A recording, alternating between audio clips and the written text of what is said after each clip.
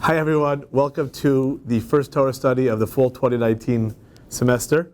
Today we're going to talk about responding to anti-vaxxers, responding to those people who do not give and are against giving the vaccines, specifically here we're talking about measles vaccine. So obviously we're going to start off, we're not going to talk science today, we're not going to talk pro or con. We are going to talk how to respond. As you all know in law school, right, you're allowed to say, stipulating that you have an opinion, I can argue with you, even if I disagree with your opinion, but I could stipulate that your facts might be true. So the anti-vax movement stipulates that vaccines are dangerous. We're not going to argue that point, even though I personally believe that vaccines are 100% not dangerous, and everyone should vaccinate because they're not dangerous. But I'm here to argue with those who believe they are dangerous. Even so, how can you argue with them? And that's why I started off with just as a little bit as an aside. If you take a look at the top of the page, this is from Pirkei Avot. Rabbi Elazar says, be diligent in the study of Torah and know how to answer an apikores. What's an apikores? The Bartenura explains, it's an expression of ownerless, hefker. If you disgrace the Torah, treat it as if it's ownerless. So what does that mean? It means, so there are people who have an opinion that you think to be makes no sense, that they just come from left field. So you have to know how to deal with them also. So here the Pirkei Avos is giving us advice. It's saying no matter, you have to be able to have an intelligent conversation even with people you disagree with. So there are a bunch of people out there in the world. There's two types. There are those who absolutely 100% positively believe that vaccines are dangerous, and then there are vaccine skeptics. There are people who don't know. They haven't seen they haven't seen measles or polio because they were born, they're under 50 or under 60, so they don't know how dangerous these diseases are. So they're skeptical how important vaccines are, and they've heard from people that vaccines are dangerous. So we're here today to say how do you answer people who believe or might believe that vaccines are dangerous? Okay, so we're going to start. The first source, or page 1 here, I think your source sheets are back to back, and I numbered the pages. Leviticus 19:16, do not stand idly by the blood of your fellow, I am the Lord. Okay, so here we have a positive commandment to make sure that you help your friend in need. So this is codified in the Shulchan Aruch, Choshen Mishpat 426. One who saw his fellow drowning, threatened by thieves, wild animal, and could have either saved himself or hired others to save him, and he did not, you have transgressed this command. So here we have a positive commandment in the Torah that you are obligated to help and save your friend. Now, this goes in the laws of, in another place, in the laws of Shabbos, in Shulchan Aruch Orach Chaim 329. If you see your friend's ship drowning at sea, you have to save him even to desecrate Shabbos, because we understand that even though we try to desecrate Shabbos, but saving someone's life is more important. The Mishnah Berurah, written again about 100 years ago, he writes, if there is possible danger involved, one is not obligated, because one's life takes precedence, and even a possible danger to oneself outweighs saving another's life. So here we have, and this is really the crux of the issue, we are obligated to save someone else, but only, it seems, if there is no harm to me, not even a possible harm to myself. Okay, so I am obligated to make sure nothing bad happens to you. At the same time, I have to I go first. Now, if you take a look how this is not so simple. If we would just stop at page 1, you would be never obligated to do anything dangerous to help anyone else. We have a famous passage in the Jerusalem Talmud. Rabbi Ami was trapped in a place of great danger. Rabbi Yonatan said, let the dead be wrapped in Israel. Meaning Rabbi Yonatan said, there's nothing to do. We can't do anything about it. Rabbi Shimon ben Lakish says, either I shall kill or I shall be killed, but I'm going to save him by force. He went and he saved him. So it seems that there's a debate between Rav Yonasan and Rav Shimon ben Lakish whether or not you have to or could or should. It doesn't say whether what the opinion is, but Rav Shimon ben Lakish was very clear that it is something that I am allowed at least to put myself in danger. And many point out, and that's the next source, that this ruling was omitted. All the great codifiers in the early the Rishonim in the early medieval period, and then later on in the 1500s, all the codifiers omit it. So by omitting it, what are they seemingly saying? They're seemingly saying that it's not obligatory, because if it was obligatory, then they would codify it. So there's a very interesting story. Take a look at footnote number 1. The story goes that a finance minister of a foreign country fled to Egypt because he was falsely accused of financial impropriety. The king was about to close in on him and he fled. The king issued a proclamation that he will only cut off the finance minister's hand if he turns himself in, but if he does not turn himself in, he'll kill his brother. So the Radbaz, the rabbi in Egypt, was asked this question: does he have an obligation to go have his hand chopped off, or let someone else be killed in his stead? So here you have it very, very stark. It's not a possibility, it's a fact. Do you have to sacrifice your arm for someone else's life? Yes, you are obligated to save someone else's life, but at what cost to yourself? Okay? So the Radbaz says you are not obligated, and you may not even be permitted. So not only you're not obligated, like we saw previously, you're not obligated to put yourself at risk here. Especially back in the day, cutting off your arm was not only a question of cutting off your arm. There's a chance you might have survived. They didn't have surgery that they had in 2019. But you may not even be permitted. Who said you're allowed to put yourself at risk? Okay, so the Aruch HaShulchan, another turn of the 100 years ago, turn of the century rabbi, writes, the codifiers quote the Jerusalem Talmud that one is obligated. However, the medieval Rishonim omit it because our Babylonian Talmud disagrees. However, each case should be judged independently. One should weigh the options and not be too hasty to protect oneself more than necessary. Because again, it's very easy to say, I don't, no danger to myself, I'm nervous, I don't want to do anything. So even though, yes, you are not obligated to put yourself in danger, but you have to be very careful and say, that's too dangerous, everything's too dangerous. Okay? Now, here's an interesting passage that some people skip over. And for those of you who remember, or those who were here, a few Torah studies ago, we spoke about what's called lashon hara, or slander, or evil gossip, and we quoted this piece of Talmud. And there were the sons of the Galileans. About a rumor spread that they were murderers. So there was a bunch of Galileans, and there's a rumor that they were murderers. So now, obviously, the authorities want to get them. Makes sense? So they came to Rabbi Tarfon and said, hide us. The authorities are after us because we are suspected of being murderers. So Rabbi Tarfon said, what should I do? If I don't hide you and you're innocent, then I didn't protect you when I could have. But if you're guilty and I hide you, then I'm just as guilty for hiding murderers. What should I do? And he said, listen, even though it's only a rumor, rumor is something that you have to actually potentially think about. And therefore I cannot hide you. If you're turning to the top of the page 3, go and hide yourselves. Okay, so when we read this passage, and this is a question about listening to rumors. But what's relevant to us is listen to the formulation, right? All you future lawyers and present professors. I don't know if the rumor's true, so I cannot hide you, and I cannot not hide you. So I'm just going to wash my hands of it. What if he knew?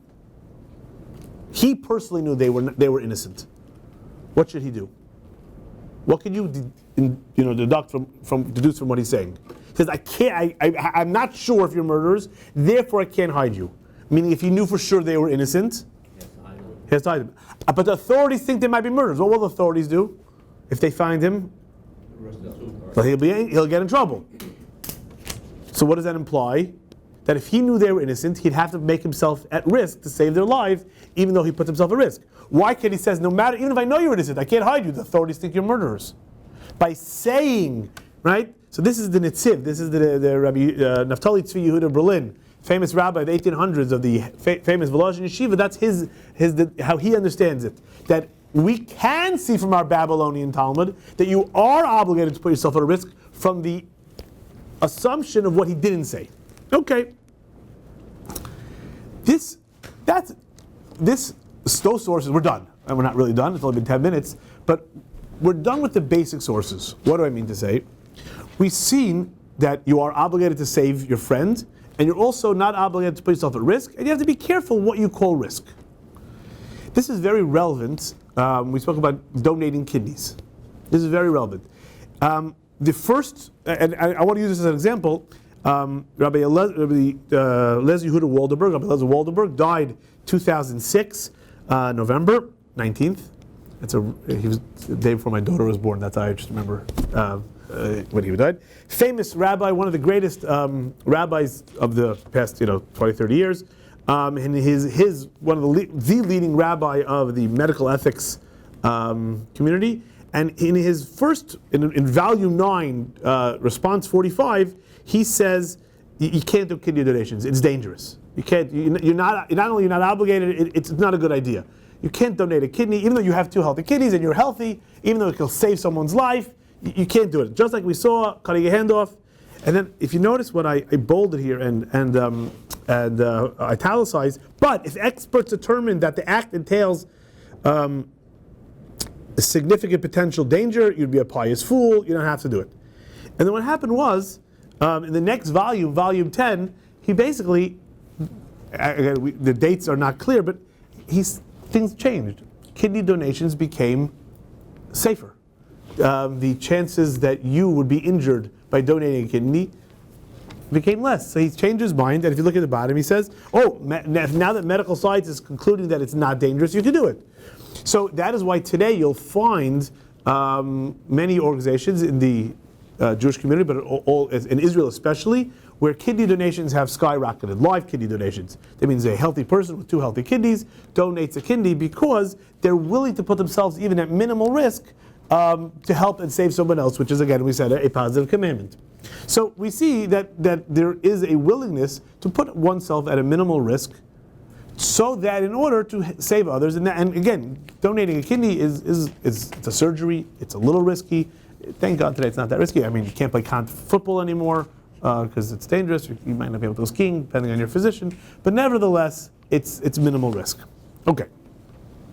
Here's the question. If you don't mind skipping ahead, on page 6, I couldn't find the English, so I just quickly translated it myself. I'll read the English. It's from a journal. What should a medic do?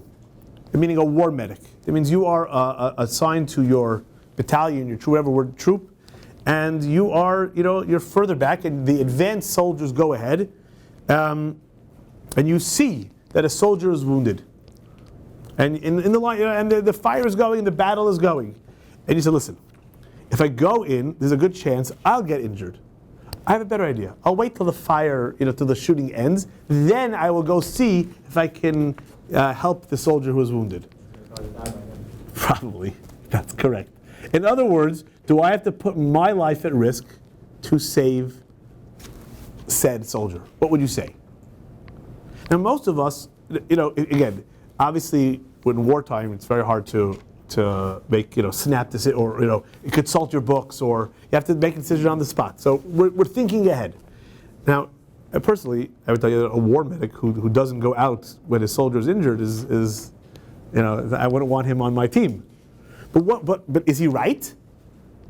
Is he right to say, I don't have to, again, we just saw that at a risk to myself, and here it's a real risk, I don't have to put myself at risk to save someone else. No, it's not so simple. His position is different. Why? Very good. Why do you think his position is different? This is what he signed up for, so it's his duty to go and save the person. Okay. I'll say even better. So that's what that's exactly what you're saying, is that a war medic has responsibilities and which supersede what we learned till now, that you don't have to put yourself at risk. Let's take a look for a second. Mishnah. So we're on page 4. The Torah speaks about warfare. You have to go back a little bit.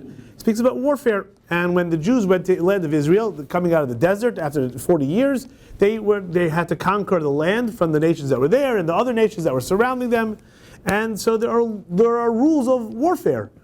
The Mishnah tells us, and it shall be when the officers conclude speaking to the people, the captain of the legion shall be appointed at the head of the people. And he calls out. They station, and as well as the rear of the people, and they station guards in front and in the back. And they have iron rods. And anyone who attempts to turn back, the guard is licensed to beat his legs, because the beginning of fleeing is downfall. right? We understand that if you start retreating, then everyone's going to give up, and then you lose the battle.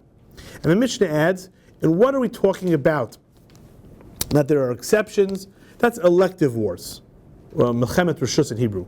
But in wars, which is a mitzvah, Melchemet mitzvah, everyone goes. Even a groom from his room and a bride from her wedding canopy. I don't know what that means. I don't believe that there were female soldiers back in the day. But it sounds like that when there's a war, a Melchemet mitzvah, when there is a obligation, meaning a positive obligation to go to war, there are no excuses. No one can say, I'm not going to war, even a bride. What was the bride doing? And was she taking a sword, or I highly doubt it, or a gun? She was helping the war effort. That means no one could say, I am free from the war effort. Okay, so let me ask you, what is a war of mitzvah? What is the type of war that everyone, bar none, is obligated? Says Maimonides in Mishnah Torah, the Laws of Kings and Wars, chapter 5. What is a war of mitzvah? This is a war against the 7 nations, or the war against Amalek. Now, I've bolded the next line, and I have my opinion with how to read this. Or any act of help to assist Israel from an enemy that oppresses them. So, if there is any enemy that is causing, again, if it's the 7 nations, or Amalek, who we don't have today, then that's a obligatory battle. But any other help in assisting Israel, meaning Israel doesn't mean the country, means the nation state of the Jewish people, that is an enemy that's oppressing them, meaning that is threatening them, that will cause death, you have an obligation to stop that. And you cannot say, I'm staying, I'm a bride, I'm a groom, I just got married. No such thing. Now listen to how far it goes. And so the Sefer Chinuch, a compendium of the laws of mitzvahs, was written in Spain in the 14th century, and this commandment is practiced by males and females in every place and at all times that we have the power to kill them, meaning we wage war against 7 nations. And one who transgresses this, and one of them comes to his hand, and he is able to kill him without endangering himself. And you don't, you violate the power of the commandment. So now, if you bump into an Amalekite from Amalek and you don't kill him, then you transgress a commandment. But what if he's stronger than you? Do you have to try even so?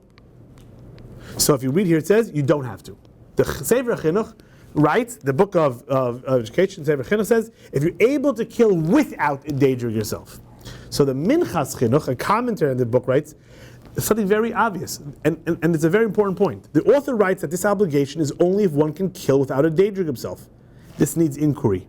It is true that all commandments are pushed away in times of danger, right? If you're going to be in danger for keeping Shabbos or keeping kosher, you don't have to follow the commandments. However, this commandment that we are commanded to battle someone, when the Torah says go to war, what does war mean? Danger. So what is the Torah saying by go to war? Put yourself in danger, by definition. It's not saying go to war because for sure you're going to win and don't worry, everything's going to be great. Yay. It's go to war. War is dangerous. So if the Torah says go kill someone, it's acknowledging that yes, you might get killed in the service of this mitzvah. Doesn't make sense otherwise, right? The Torah knows that we don't rely on miracles, and the natural order is that in any battle, there are dead on both sides. Therefore, it stands to reason that if the Torah commanded us to battle them, it demands this, on top of page 5, even if it is a danger for us. Therefore, danger is not relevant to the commandment. So the Minchas Chinuch says that your commandment to kill an Amalekite is even in the fact that you might get killed. And you can't say, sorry, not putting myself in danger. You have no right. So now we've stumbled across something very important. All the rules that we learned till now, that you don't have to you're obligated to help someone not put yourself in danger, doesn't apply, like we said, in times of war. In times when you have to go to war and you have to battle a dangerous foe, you can't say, oh, no danger for me. And it's actually a very interesting piece of Talmud. It's sort of irrelevant, but you'll see it's relevant. You all heard of the book of the Song of Songs, Shir HaShirim. And the Shir HaShirim, we have a tradition, was written by King Solomon, Hebrew Shlomo. However, the Talmud says that the word Shlomo actually doesn't mean Shlomo, the King Solomon. It means God, right? if you read the book, even though, again, if you read it on the surface, it means Shlomo, the king, but really it means Melech Shah Shalom Shalom, the king of peace, meaning God. Except for one. Which one? Chapter 8, verse 12, where it says, my vineyard which is mine is before me, you Solomon shall have the 1,000, and 200 for those who guard its fruit. So obviously there's 1,200 people, 1,000 for one and 200 for the other. And Shmuel says, no. What does it mean? A monarchy that kills one of every 6 individuals in the world is not punished for doing so. That's the prerogative of the monarch. My vineyard, which is mine, is before you. You, Shlomo, you the king, shall have 1,000. That is the monarchy of heaven. And 200 for those who guard its fruit. That means the monarchy of earth. That means for every 1,200, or 200 allowed to die, or 1/6. That means a monarchy is allowed to send out its soldiers, its workers, knowing a death rate of 1/6. I mean, right? You don't go into battle, into war, saying, everyone's going to come home healthy and great, and we're all going to. It's not how it works. A kingdom is allowed to go to war, and here we have the parameters: 1/6. That's a lot. I mean, if you think about it, most countries won't go to war, assuming that 1/6 of their soldiers will die. And yet, in Talmud, again, here, biblical Talmudic times, that was an acceptable, and not only that's part of. Yes, it's dangerous. Yes, you're commanded, and yes, 1/6 will die. So you see, hopefully you'll see where I'm going here. We're going to skip ahead a second. If you take a look, so the same question about the war medic can be asked about a physician. Okay, now this question can be asked 2 ways. Should you volunteer, right, to go be a Doctors Without Borders and go into area in Africa that has Ebola? That's question number 1.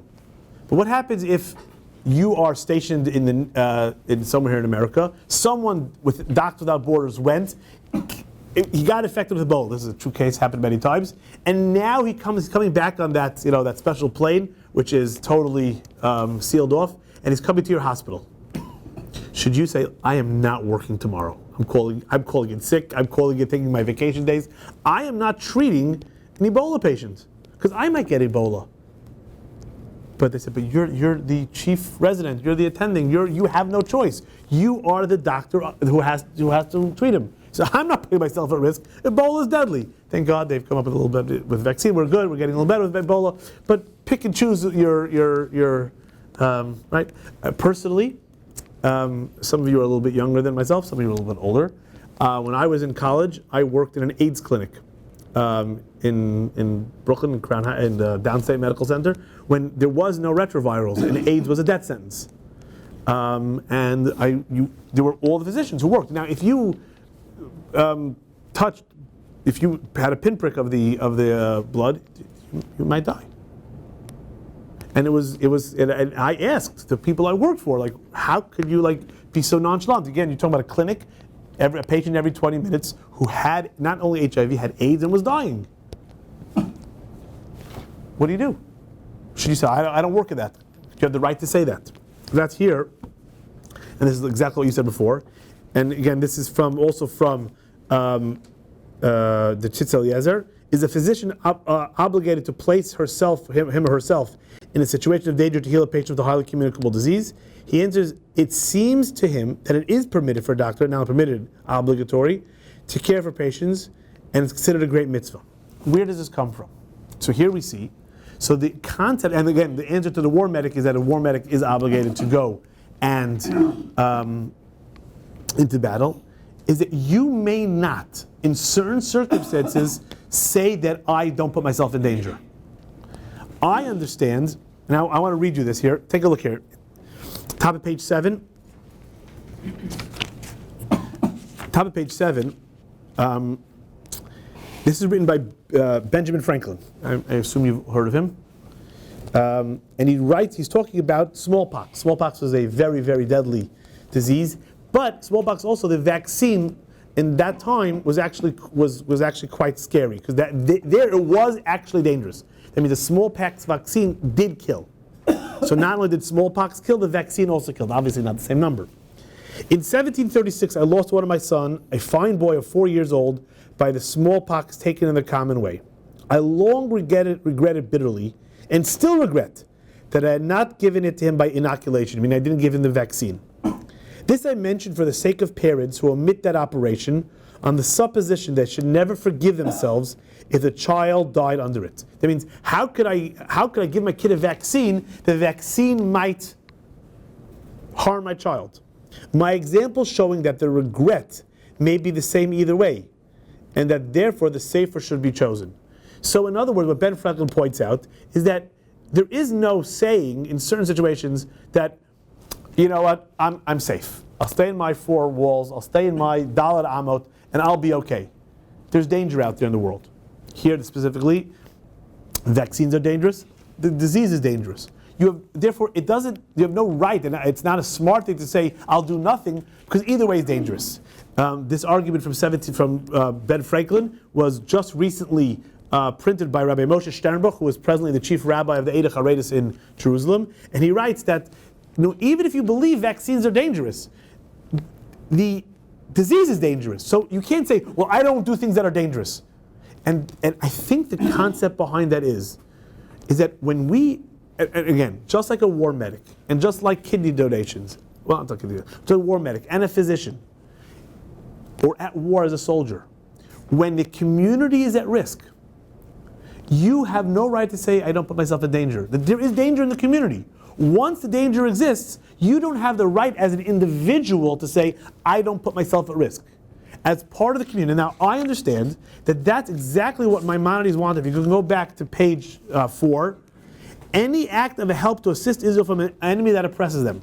When there are communicable diseases, when there are young children, when there are people who have cancer or immunosuppressed, and that the disease like measles or something is a danger to the community, you have no right to say, I don't want to put myself in danger with the vaccine. Now again, just to reiterate, I do not believe vaccines are dangerous.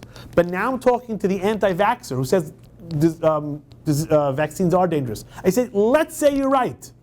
I don't agree with you, but I'm willing to say you're right. Vaccines might be dangerous. There is a certain percentage in your opinion that will get harmed. Okay, I hear what you're saying. Even so, you're obligated. You cannot claim that because you don't want to put yourself in danger, therefore the community has to be in danger. When the community is in danger, you may not say that I personally don't want to put myself in danger. So it's irrelevant, again, should you argue the facts that there are no facts to support vaccine being dangerous? Wonderful. Most anti-vaxxers have a different set of facts, and there's no point in arguing my numbers versus your numbers. But what is important to say is, look, when there's someone else in danger, and when it's a community, you are not allowed, just like a bride and groom, just like a physician, just like a medic, you may not look at yourself and say, I am safe. There's no such thing. And I want to point out 2 recent stories, and perhaps this will, the second one's tragic, and the first one is relevant. You all are aware that there was a shooting in a synagogue a few months ago in Poway near San Diego. Correct? You are aware. And not everyone knows the story. And the story, if you take a look here, is that there was a man, his name was Oscar Stewart. He charged the shooter. He ran into the shooter. And he put himself at risk to save everyone else. And it's sort of obvious. And not only that, there's a whole story that who had a gun, he didn't have a gun. You can Google the story, you can read it here. But what he did was he said when the synagogue's at risk, he could have hid. He had his own gun, or he could have gone to a corner. But when everyone's at risk, you don't have the luxury of doing that. And then, unfortunately, the recent case of Rabbi Bauman was in Virginia. He was a rabbi, and he was in charge of students. And one of the students was drowning, and he ran in to save him. Now, obviously, he could have said, maybe, I'm not obligated. Why should I put myself at risk? It's a rip current. The answer is, he felt obligated. He was obligated as the rabbi, as the one in charge. He has no right to say, listen, that kid's already in danger. That kid's already drowning. If I go, I put myself at risk. Now, he was heroic. He saved the boy, and he himself, unfortunately, gave his life saving the boy. But what we're trying to say today is that in certain situations, a physician, a medic, a rabbi in charge, you have an obligation. You cannot say, I'm not putting myself at risk. So even though the first source it says you're not obligated, but we're going to say that in certain situations you are obligated. And I want to point out, especially for the law students, that in a case called Jacobson versus Massachusetts from 1905, the Supreme Court basically said the same thing. Now there it's a little different, and you can read the case, the summary here I have of the case. And there the question was, the Massachusetts passed a law that we forcibly vaccinate. And the point is, you cannot say that, and the Supreme Court made this point that we're making today, that just like an army, so too communicable diseases. Communicable diseases is like going to war.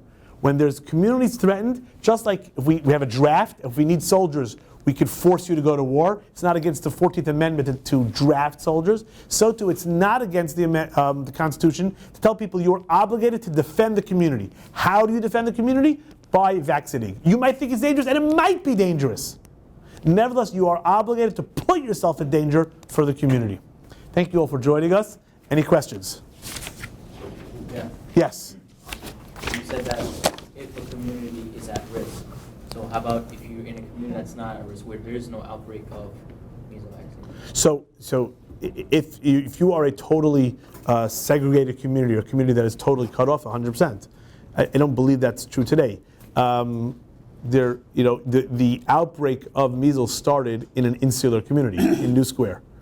The reason it broke out is there because one visitor came from Israel who met someone who came from the Ukraine. The Ukraine has many, many cases of measles because they have no vaccinations there. So one person met one person, and that's how it spread. So today with measles, which is so highly communicable, there is no totally segregated community. Again, thank you all for joining us.